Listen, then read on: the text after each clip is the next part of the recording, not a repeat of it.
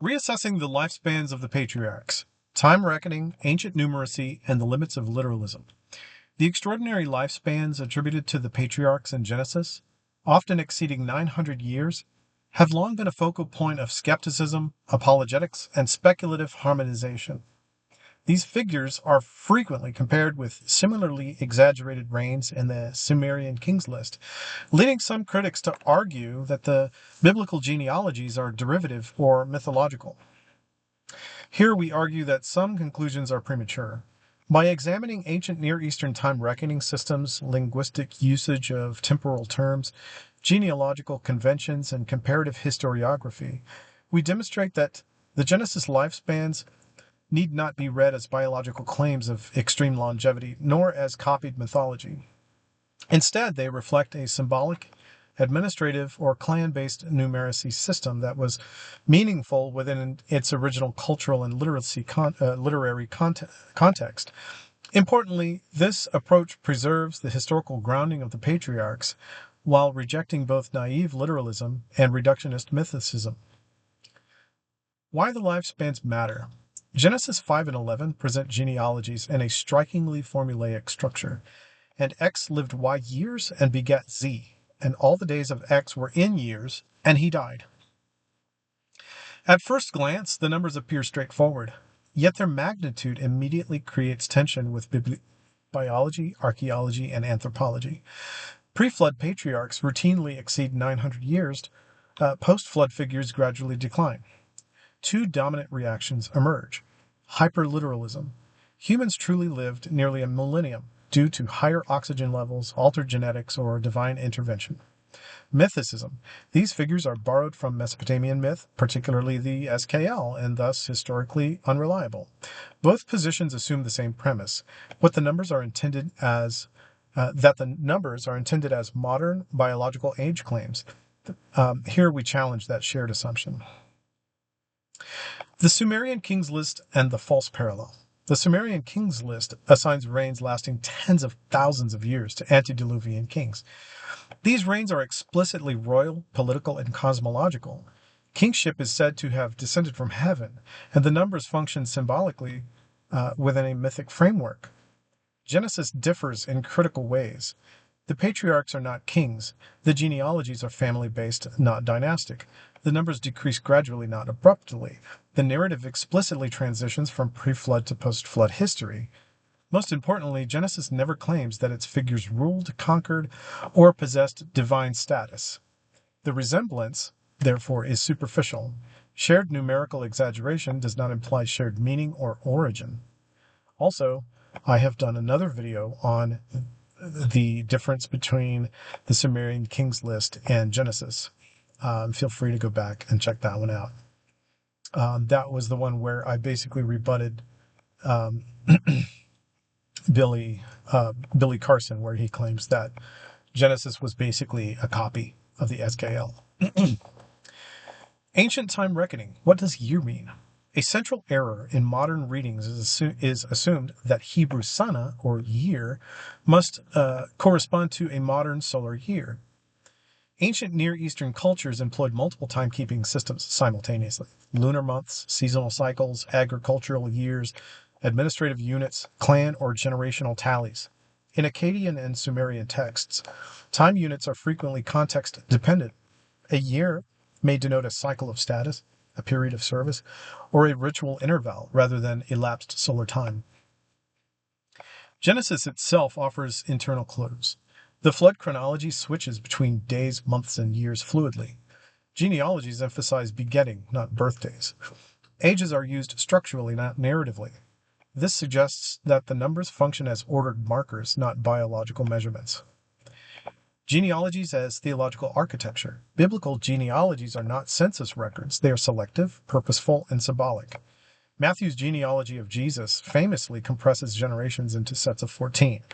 No scholar accuses Matthew of ignorance, rather he is shaping history to communicate meaning. Genesis does something similar but with numbers. The antediluvian lifespans form a pattern: high initial values, gradual decline, stabilization post-flood. This mirrors a theological narrative of diminishing proximity to creation, not a medical record. The genealogy is doing conceptual work, establishing continuity, marking epochs, signaling transition from primordial to historical time. Why literalism fails scientifically and theologically. Attempts to justify 900-year lifespans through oxygen concentration or canopy theories collapse under scrutiny.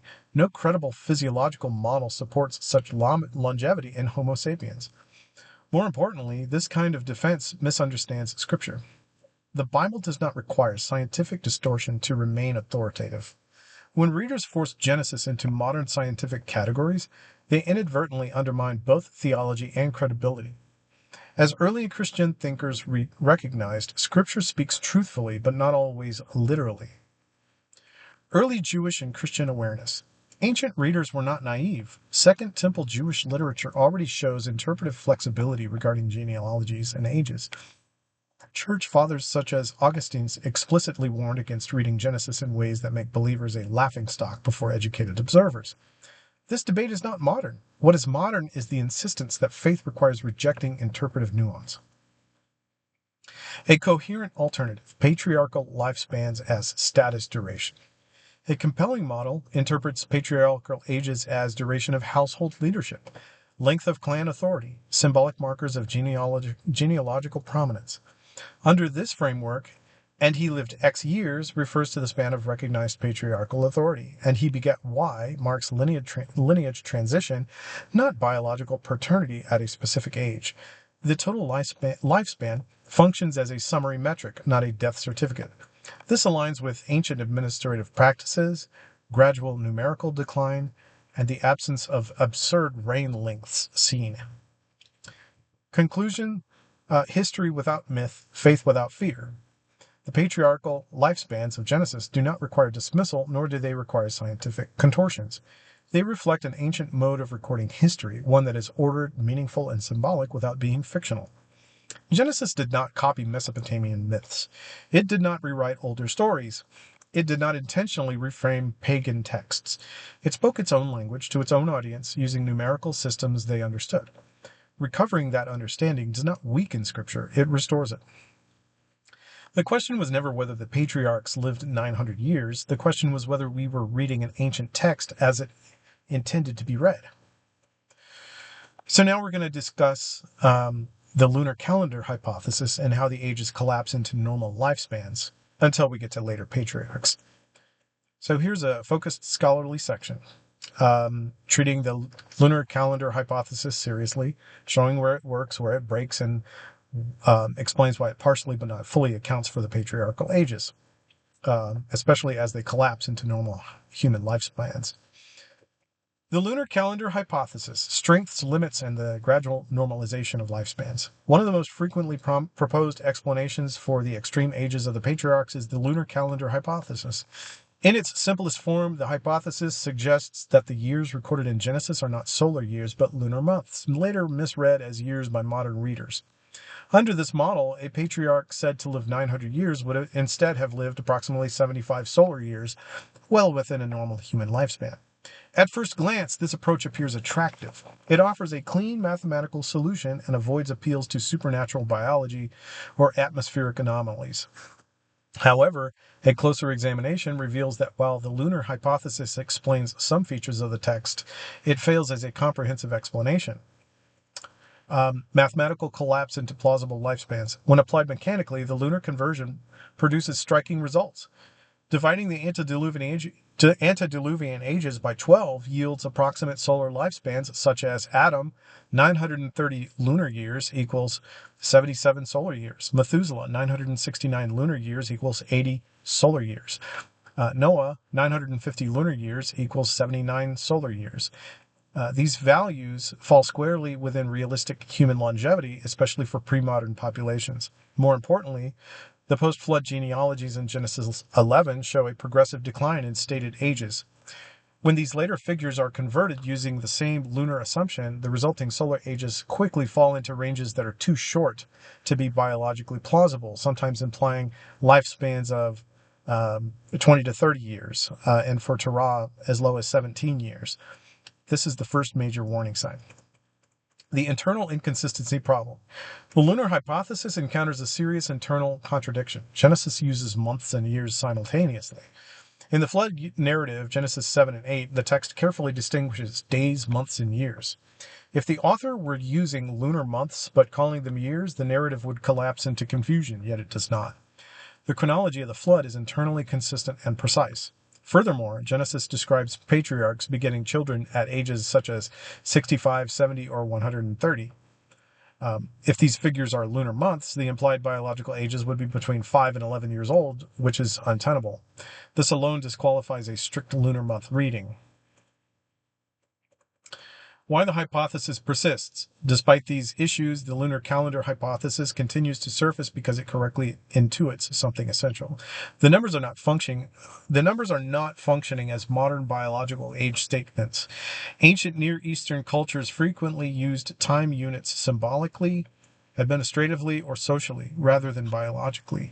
The lunar hypothesis senses this displacement but misidentifies its mechanism. The error is not in suspecting a different reckoning of time, the error is in assuming a simple unit conversion. A modified understanding, cycles, not months. A more refined approach treats the numbers not as lunar months, but as recognized cycles of status or authority, sometimes tracked using lunar observation, but not reducible to raw months. In early Genesis, the lifespans function as epoch markers. Long spans emphasize proximity to creation. Gradual decline marks increasing distance from primordial order. Post-flood stabilization signals the transition into ordinary historical time. Under this view, the ages collapse naturally, not because calendars change, but because the narrative purpose changes. Why later patriarchs reach normal lifespans. By the time we reach figures such as Abraham, 175 years, Isaac, 180 years, Jacob, 147 years, the ages, while still elevated, are no longer absurdly extreme.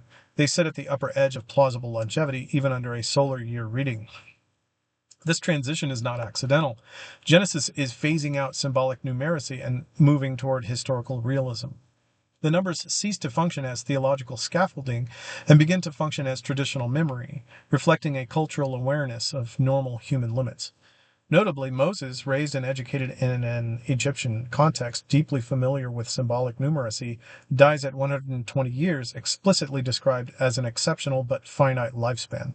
This signals closure. Why Genesis is not correcting a mistake. Some have suggested that later biblical authors fixed earlier exaggerations once people realized humans did not live that long. This view misunderstands the genre. Genesis is not correcting an error, it is transitioning registers. The early chapters speak in mytho-historical language, not myth, but elevated historiography. Later narratives adopt a grounded historical voice. The text never apologizes for earlier ages, never explains them away, and never revises them. It simply moves forward. Summary judgment on the lunar hypothesis. The lunar calendar hypothesis is a bit insufficient, but instructive. It correctly identifies that the ages are not biological claims. It fails as a literal conversion model. It collapses under internal textual contradictions. It cannot explain begetting ages or flood chronology, yet it gestures towards the correct conclusion. The patriarchal ages are structured numbers, not medical data. Their gradual decline reflects theological narrative flow, not calendar reform. The ages don't collapse because someone fixed the calendar. They collapse because Genesis is walking us out of sacred time and into history. So now we're going to discuss the first age as lifespan and last age as familial lineage-length hypothesis and the fact that there are still ages of hundreds of years. So below is a scholarly continuation that fits cleanly here and reads naturally as first age, last age hypothesis, which explains why centuries still appear and shows why this model is stronger than lunar conversion without collapsing into myth. The first age, last age hypothesis, lifespan versus lineage duration. So a further refinement in understanding the patriarchal ages emerges when attention is paid to how the ages are presented, not merely what the numbers are. Genesis does not simply record a single age per individual. Instead, it consistently distinguishes between two temporal markers. One, the age at which a patriarch begat the next named descendant. Two, the total length of time associated with that patriarch before his death. This distinction opens the door for what may be termed as the first age, last age hypothesis. The two ages are not doing the same work. In Genesis 5 and 11, the text follows a rigid formula. And X lived A years and begat Y. And X lived after he begat Y B years. And all of the days of X were A plus B years. Modern readers instinctively assume all three numbers refer to the same biological clock, yet nothing in the text requires this assumption. In fact, ancient genealogical writing frequently assumes different meanings to sequential temporal markers. Under the first age, last age hypothesis, the first age A reflects the individual's actual lifespan or active adult life up to the point of lineage succession. The second age B reflects the duration of the family line or household authority associated with that patriarch's name after succession. The final sum, therefore, is not a biological lifespan, but a composite genealogical metric. Why this explains the presence of hundreds of years. A common objection immediately arises. Even if this is symbolic, why are the numbers still in the hundreds? The answer is simple. Lineages last far longer than individuals.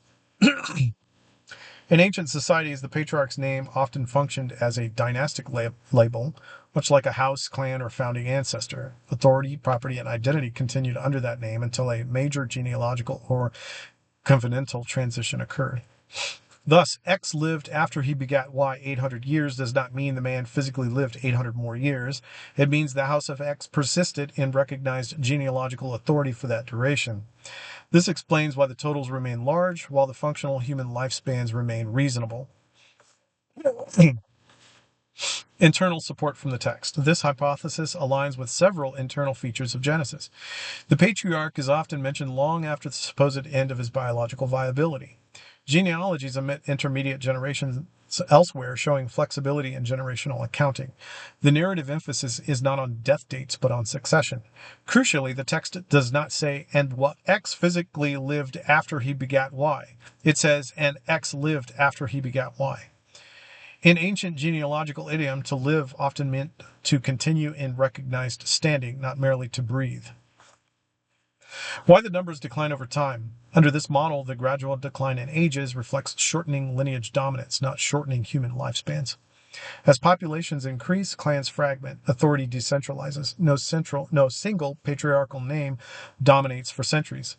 By the time of Abraham, tribal structures are well established. Lineage authority passes more rapidly.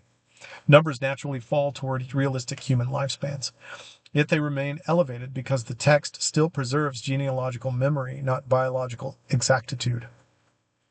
Why Genesis never explains this explicitly. Modern readers often ask why Genesis does not clarify this mechanism. The answer is straightforward. It did not need to. The original audience understood that names could represent houses, that ages could summarize lineage duration, that genealogies were not medical records. Only later readers, separated by millennia and modern assumptions, lost this interpretive framework. Why this model is stronger than lunar conversion. Unlike the lunar hypothesis, the first age, last age model does not require redefining year, does not break begetting ages, does not conflict with flood chronology, preserves textual consistency, and explains why numbers remain large without absurd biology. It accounts for structure, decline, and persistence all at once. Why this does not turn Genesis into myth. Some fear that symbolic interpretation erodes historicity. The opposite is true. This model preserves real individuals, preserves real genealogical succession, preserves historical continuity, rejects mythological inflation, rejects literalist distortion.